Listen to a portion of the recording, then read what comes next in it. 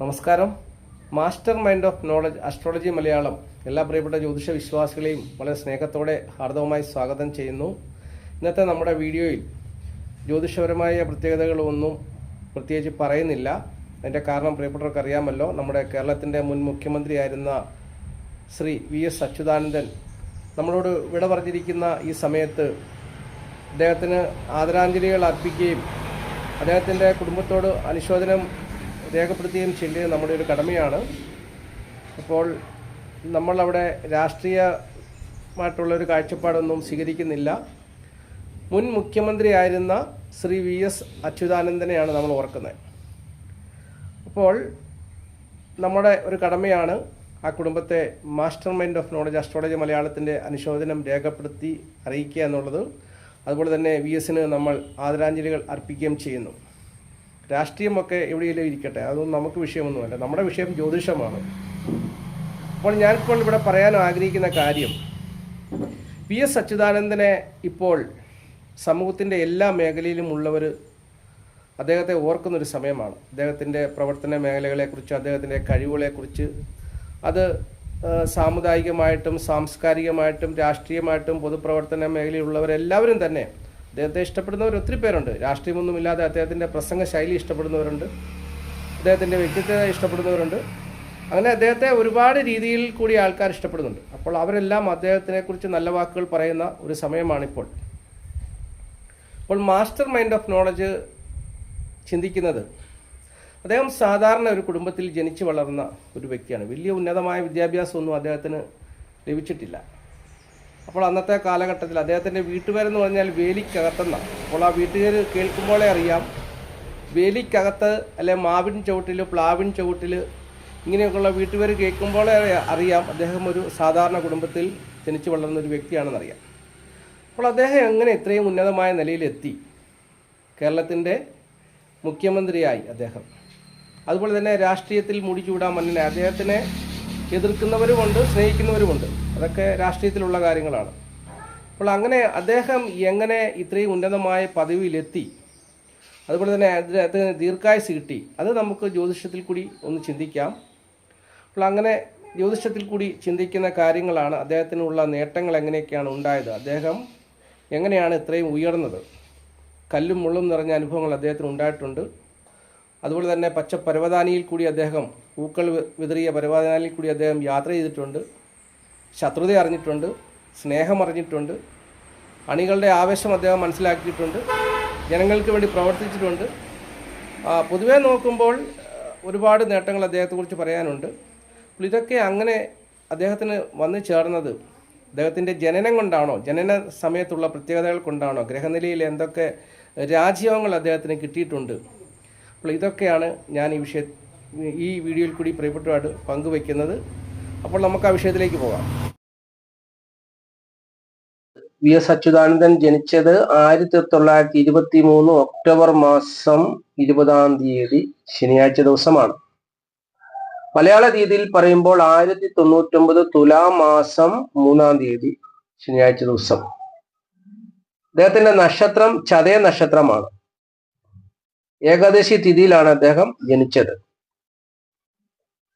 അപ്പോൾ അദ്ദേഹത്തിന്റെ ലഗ്നം നോക്കുമ്പോൾ അദ്ദേഹത്തിന്റെ ജനനം വെളുത്ത പക്ഷത്തായിരുന്നു. ബലമുള്ള ചന്ദ്രൻ നിൽക്കുമ്പോഴാണ് അദ്ദേഹം ജനിച്ചത്. അപ്പോൾ അദ്ദേഹത്തിന് ചന്ദ്രലഗ്നത്തിനാണ് ബലം. ചന്ദ്രൻ ഇവിടെ കുംഭൻ രാശിയിൽ വരും. അപ്പോൾ ബലമുള്ള ചന്ദ്രൻ ശുഭഗ്രഹമായിട്ടാണ് ജ്യോതിഷം കാണുന്നത്. ആ ചന്ദ്രൻ, ശുഭഗ്രഹമായ ചന്ദ്രൻ കേതുവുമായിട്ട് കൂടിച്ചേരുമ്പോൾ രാജയോഗമാണ്. മാത്രമല്ല ഈ ചന്ദ്രനും കേതുവും നിൽക്കുന്ന രാശിയുടെ അധിപനായ ശനി ഉച്ചനായിട്ട് തുലാം രാശിയിൽ നിൽക്കുന്നു. അപ്പോൾ രാജയോഗം അദ്ദേഹത്തിന് ജനിച്ചപ്പോൾ തന്നെ വന്നു ചേർന്നു. ഇനി അദ്ദേഹത്തിന് മഹാഭാഗ്യ രാജയോഗം വന്നത് എങ്ങനെയെന്ന് ചിന്തിക്കാം. ഒരു ആൺകുട്ടി പകൽ ജനിക്കുന്നു എന്ന് വിചാരിക്കുക. അങ്ങനെ ജനിക്കുന്ന സമയത്ത് സൂര്യനും ചന്ദ്രനും ഓജരാശിയിലാണ് നിൽക്കുന്നതെങ്കിൽ മഹാഭാഗ്യ രാജയോഗം ആ കുട്ടിക്ക് വന്നു ചേരുന്നു എന്നാണ് ജ്യോതിഷം പറയുന്നത്. അപ്പോൾ അദ്ദേഹത്തിന് മഹാഭാഗ്യ രാജയോഗവും വന്നു ചേരുന്നു. ഇവിടെ സൂര്യൻ തുലാം രാശിയിൽ നിൽക്കുന്നു, ചന്ദ്രൻ കുംഭൻ രാശി നിൽക്കുന്നു. അങ്ങനെ 2 ഗ്രഹങ്ങളും ഓദ്യരാശി നിൽക്കുന്നു. അത് മഹാഭാഗ്യ രാജയോഗമായിട്ടാണ് ജ്യോതിഷം പറയുന്നത്. ഇനിയും സഖാവ് VS-ന് മഹാലക്ഷ്മി യോഗം എന്ന് പറയുന്ന രാജയോഗം ഉണ്ട്. അതുകൂടി പറഞ്ഞുതരാം. അദ്ദേഹത്തിന്റെ ജീവിതത്തിൽ മഹാലക്ഷ്മി രാജയോഗം ഉണ്ടായിരുന്നു. അതെങ്ങനെയെന്ന് ചോദിച്ചു കഴിഞ്ഞാൽ, ഇതാണ് ലഗ്നം, ഇതിന്റെ ത്രികോണ ഭാവം തുലാം രാശി. തുലാം രാശിയിൽ ശുക്രൻ സ്വക്ഷേത്രമായിട്ട് നിൽക്കുന്നു. അപ്പോൾ ജ്യോതിഷം പറയുന്നത് ലഗ്നത്തിന്റെ ത്രികോണ ഭാവത്തിൽ ശുക്രൻ സ്വക്ഷേത്രമായിട്ട് നിന്നാൽ, 9ാം ഭാവത്തിൽ ശുക്രൻ സ്വക്ഷേത്രമായിട്ട് നിന്നാൽ 1, 2, 3, 4, 5, 6, 7, 8, 9. 9ാം ഭാവത്തിൽ ശുക്രൻ സ്വക്ഷേത്രമായിട്ട് നിന്നാൽ മഹാലക്ഷ്മി രാജയോഗമാണെന്നാണ് ജ്യോതിഷം പറയുന്നത്. അപ്പോൾ മഹാലക്ഷ്മി രാജയോഗത്തിൽ ജനിച്ചാൽ എന്താണ് നേട്ടം?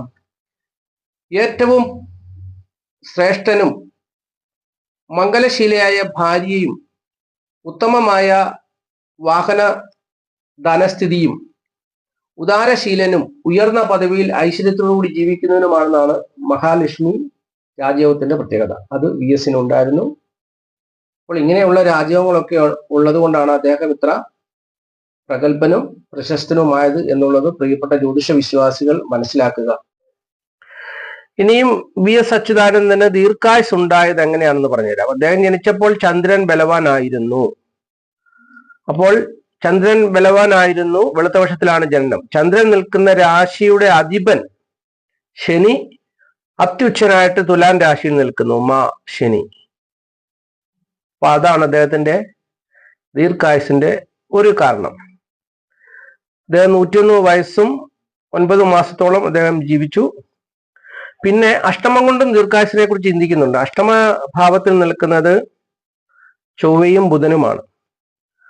അപ്പോൾ ചൊവ്വ അഷ്ടമത്തിൽ നിന്നാൽ ആള് ബലവാനാണ്, ധൈര്യശാലിയാണ്. അപ്പോൾ ആ ചൊവ്വ അഷ്ടമത്തിന്റെ അധിപനുമായിട്ട് ചേർന്ന് നിന്നാൽ ദീർഘായുസ് ഉണ്ടെന്നും ജ്യോതിഷം പറയുന്നുണ്ട്. അപ്പോൾ അതാണ് അദ്ദേഹത്തിന്റെ ദീർഘായുസിന്റെ മറ്റൊരു കാരണം. പിന്നെ അദ്ദേഹം രാഷ്ട്രീയ 10ാം ഭാവത്തിന്റെ അധിപനായ ചൊവ്വ അഷ്ടമത്തിൽ നിൽക്കുന്നു. രാഷ്ട്രീയത്തിൽ കൂടി അദ്ദേഹത്തിന് പേരും പ്രശസ്തിയും ശത്രുക്കളും ഉണ്ടാവും. അങ്ങനെയാണ് ജ്യോതിഷം പറയുന്നത്. നമ്മുടെ നിലമ്പൂരിലെ ആര്യാടൻ ഷൗക്കത്തിനും അഷ്ടമത്തിൽ ചൊവ്വയായിരുന്നു.